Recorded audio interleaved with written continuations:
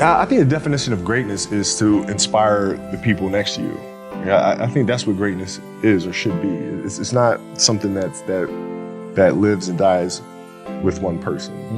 It's how can you inspire a person to then in turn inspire another person, that then inspires another person. And that's how you create something that I think lasts forever. Yeah. And I think that's our challenge as people, is to figure out how our story can impact others and motivate them in a way to create their own greatness. There's a quote from one of my English teachers at Will Marion named Mr. Fisk. He had a great quote that said, "Rest at the end, not in the middle." And that's something I always live by. I'm not going to rest, I'm going to keep on pushing now. There are a lot of answers that I don't have, even questions that I don't have. But I'm just going to keep going. I'm just going to keep going, and I'll figure these things out as we go, right? And you just continue to build that way. So I try to live by that all the time. And what brings you the most joy right now? Being with my family. Really? That is the most fun. It's just, it's hanging out with them all summer, being able to like do things that I ordinarily couldn't do. Yeah. Because of training, because of season and stuff like that. So being around them and watching Bianca grow up, because there are a lot of things that I miss with Natalia and Gianna because I was playing. So being there every day with them is so much fun, man. So it brings me the most joy. What does love feel like?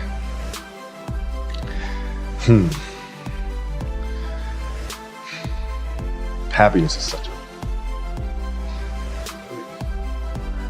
I think I would describe love as happiness. I think I'd describe it as a beautiful journey. It has its ups and downs, right? Whether it's in marriage, whether it's in a career, things are never perfect. But through love, you continue to persevere and you move through them. You move through them. And then through that storm, beautiful sun emerges. Yeah. Right? And inevitably another storm comes. And guess what? You ride that one out too. Yeah.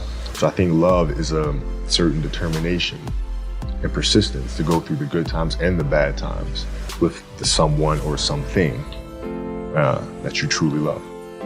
My parents were great. Growing up, they instilled in me the importance of imagination, of curiosity, and understanding that, okay, if you want to accomplish something, I'm not just going to sit here and say, yes, you can do whatever you want.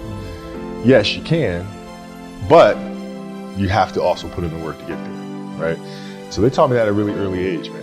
And when you grow up as a kid thinking that the world is your oyster, all things are possible if you put in the work to do it, you grow up having that fundamental belief. My mom was there on a daily basis. My father was really influential at a really critical time where I had a summer where I played basketball when I was like 10 or 11 years old, and a very prominent summer league in Philadelphia called the Sunny Hill League. Where my father played, my uncle played, and they were like all-time greats and stuff. Wilt Chamberlain played in the league, Earl of Pro Monroe played in the league. And here I come playing, and I don't score 1 point the entire summer. Really? Not one. How old were you? 10, 11. You're playing against other 10, 11-year-olds, or you didn't score once? Not one. Were you in the game? I was in the game. How'd you not score? Because I was terrible. Really? Yeah.